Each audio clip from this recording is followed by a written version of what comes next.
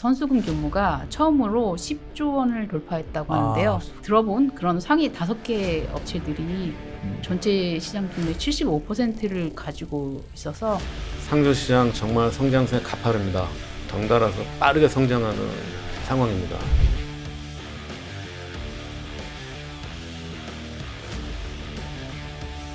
네, 부장이 떠먹여주는 뉴스, 구멍뉴스. 오늘은 신성장산업부 김준모 부장님 그리고 윤한영 기자 나오셨습니다. 어서 오십시오. 안녕하십니까. 네, 지난 16일이었죠. 웅진그룹이 국내 최대 상조사 회사인 프리드라이프 인수를 완료했습니다. 시장 주도권을 단순히 확보하게 됐는데 웅진에 앞선 그 교원그룹, 그런 코웨이 등 지난번 구멍뉴스 시간에 좀 다뤘었는데 이 중견기업들이 상조 시장에 뛰어드는 경쟁이 치열해진 이런 상황으로 지금 전개되고 있습니다. 오늘은 퍼지고 있는 이 창조업계 향후 전망과 시장 재편에 대해서 좀 다뤄보겠습니다. 자, 지금 교육기업, 교원이면 다 교육 기업들인데 지금 상조회사에 지금 뛰어들고 있는데 그만큼 매력이 있는 걸까요? 왜 기업들이 이 상조회사 시장에 뛰어드는 것인지 한번 설명 부탁드리겠습니다. 네, 이 저출산 고령화 이런 시대가 도래하면서 신여 산업 중 하나인 상조에 대한 관심이 높아지고 있는 것인데요. 관련 업계에서는 고령화 사회로 인해서 상조 관련 서비스 수요가 앞으로도 더 커질 것이다 이렇게 전망하고 있습니다. 점점 나이 드신 분이 많아지니까 그렇습니다. 시장 커지는 거죠. 그렇습니다. 네. 과거에는 상조라고 하면 대부분 장애 중심이었는데 최근에는 교육, 여가, 뷰티, 웨딩, 여행, 헬스케어 이렇게 토탈 라이프 케어 서비스로 진화 발전하고 있는데요. 단순한 상품 판매가 아니라 생애 전환기를 아우르는 서비스로 진화하고 있는 것입니다. 이미 다양한 생활 밀착형 서비스를 보유하고 있는 웅진이나 교원 같은 비상조업계 입장에서는 상조업계를 진출할 경우 시너지를 낼 수 있다. 이런 장점이 있다고 보는 것이죠.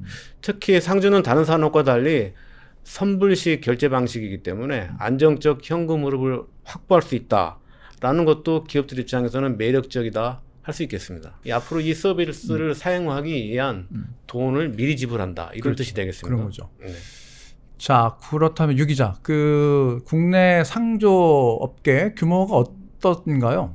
네, 국내 상조 시장은 최근 이제 고령 인구가 계속 증가하고 있고 1인 인구도 많이 증가하고 있어서 매년 가파른 성장세를 이어오고 있습니다.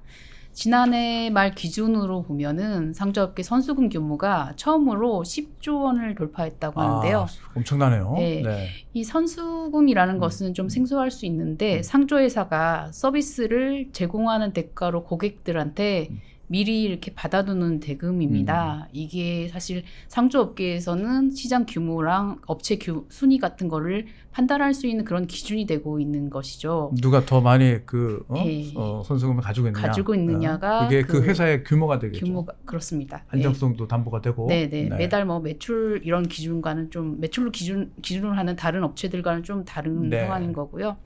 지난해 기준 상조 가입자 수도 892만 명인데요.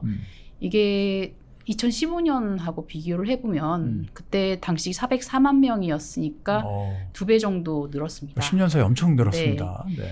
규모가 커지고는 있는데요. 사실 상조업계들 보면 우리가 흔히 알고 있는 프리드라이프나 보람상조, 기원라이프나 대명스테이션, 덕케이 예드함 이런 게 우리가 들어본 그런 상위 5개 업체들이 전체 시장 규모의 75%를 가지고 있어서 쏠림 현상이 좀 심화되고 있습니다. 그리고 지난해 또 이제 각사들이 이제 그 금융감독원에 공시를 하고 있는데요. 감사 보고서 기준으로 보면은 프리드라이프가 지금 2조 5,606억 원의 선수금을 보유해서 규모가 가장 큽니다. 그런데 이제 그 최근에 이 웅진그룹이 국내 최대 1위인 이 프리드라이프를 인수를 완료하게 된 건데 어떻게 된 건지 좀 설명 좀 구체적으로 좀 설명을 해주시죠. 네, 웅진그룹이 지난 16일이었죠.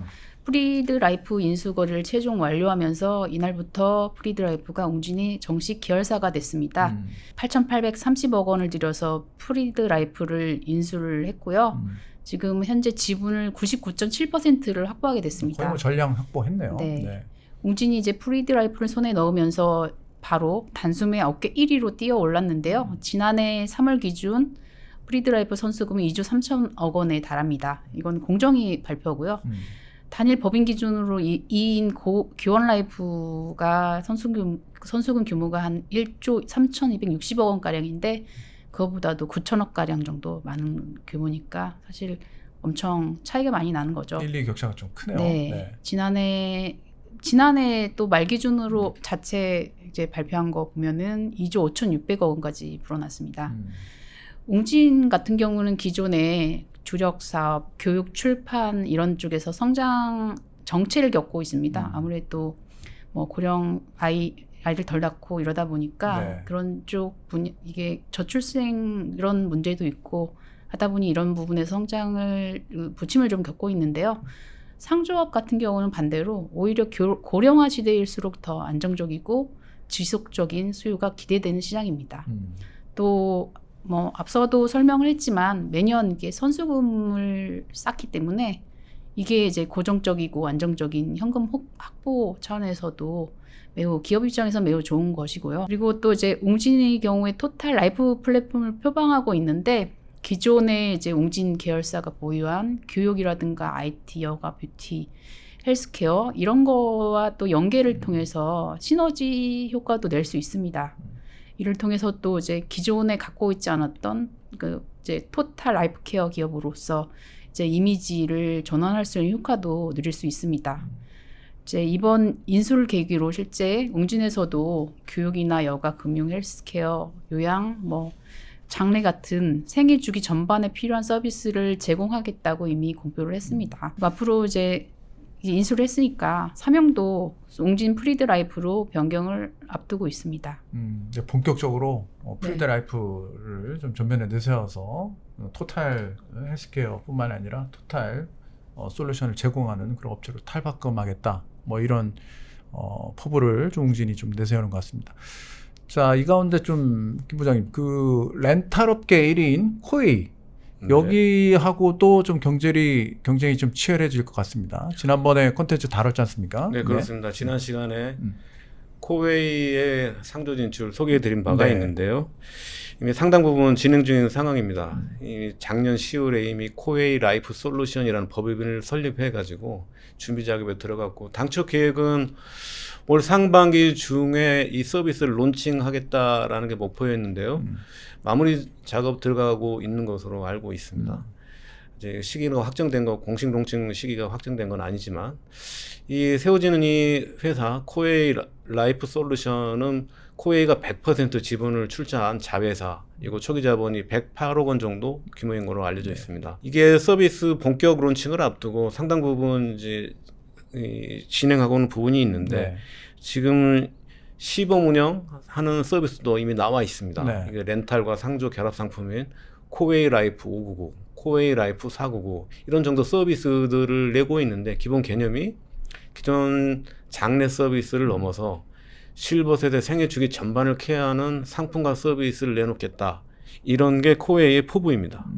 웅진과 일정 부분 맞닿아 있는 거죠. 경쟁 영역이. 이 599, 499 이거는 뭡니까? 이게 한 달 내는 돈인가요? 뭡니까 저 599, 499는 뭐 은하철도 999도 아니고 그냥 상품명인 상품 걸로, 이름. 네. 네, 알겠습니다. 이거 좀 찾아보겠습니다. 자, 고령화로 인한 상조 시장에 대한 관심이 높아지고 있는데 이 상조 시장에 돈이 진짜로 몰리고 있는 건지 향후 상조 시장의 전망 어떻게 좀 바라보고 있으십니까? 네, 상조 시장 정말 성장세 가파릅니다. 이게 인구 고령화와 맞물려 있는데요. 아주 상조 시장도 덩달아서 빠르게 성장하는 상황입니다. 10년 전만 해도 이 업계 전체 예수금 규모 3조 5천억 가량이었는데 작년의 경우에 같은 경우 10조를 넘어서면서 이미 2배 넘게 커진 상황입니다. 업계에서는 지난해 말 국내 상조 서비스 가입 고객자가 900만 명을 돌파했을 것으로 추정하는 상황입니다. 우리나라도 이제 65세 인구 비중이 20%를 넘어서 초고령 사회로 진입한 만큼 장내 실버 케어 서비스에 대한 수요는 더 늘어나지 않을까 이렇게 예측하는 상황입니다. 네, 지난번 대선 때도 한번 소개해드린 적이 있는데 이미 유권자 중에 50대 이상이 50% 넘어서는 아, 예. 이런 고령화 시대가 이제 대선 기간 중에서도 나타나는 이런 현상이 확인할 수가 있는데 이미 우리나라는 65세 이상이 20%가 넘는 초고령화 사회에 이제 진입을 했죠.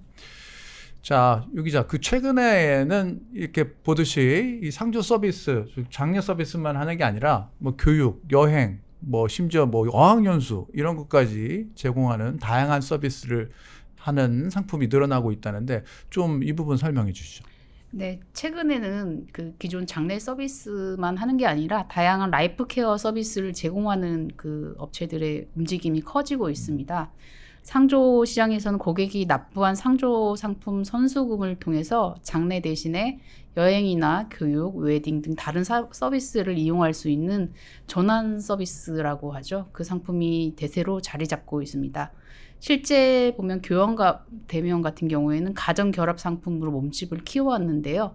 서비스에 가입을 할 경우 전자제품을 무상으로 주거나 대폭 할인해주는 그런 방식입니다. 아, 그거를 이제 상조의 서비스 가입하면은 네. 전자제품이나 이런 TV나 냉장고 네. 세탁기들을 좀 저렴하게 해준다거나 무료로 주거나 이런 걸 하고 있는데 최근에 뭐 이제 그거 더 확장 개념으로 여행이나 호텔 같은 거 뭐 이런 그런 이제 그 상조 가입을 할 경우 여행을 가거나 호텔을 묵을 때 좀 할인을 해준다든가 네. 아니면 무료로 숙박을 해준다든가 뭐 이런 서비스들도 늘어나고 있고요. 점점 갈수록 그동안 이제 전통 상조 회사 같은 그런 업체들 그런 업체들의 시장 지배력은 많이 줄어들고 있는데 최근에 이제 이런 결합 상품 이런 걸 내놓은 그런 업체들 여행, 호텔, 교육, 렌탈 등 관련제 계열사를 가지고 있는 신규 업체들이 몸집이 점점 빨리 커지고 있는 상황입니다. 고령화 1인 사회 증가 등 사회 구조 변화로 상조 서비스에 대한 수요가 꾸준히 늘어나고 있는 그런 상황입니다.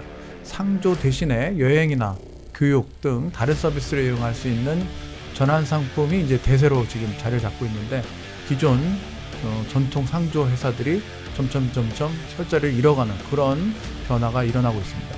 상조 문화도 좀 변화가 점차 일어나는 만큼 소비자들에게 도움이 되고 합리적이고 다양한 서비스가 어서 빨리 자리 잡기를 기대해 보겠습니다. 오늘은 상조 회사의 여러 변화들에 대해서 내용 살펴봤습니다. 말씀 잘 들었습니다. 감사합니다.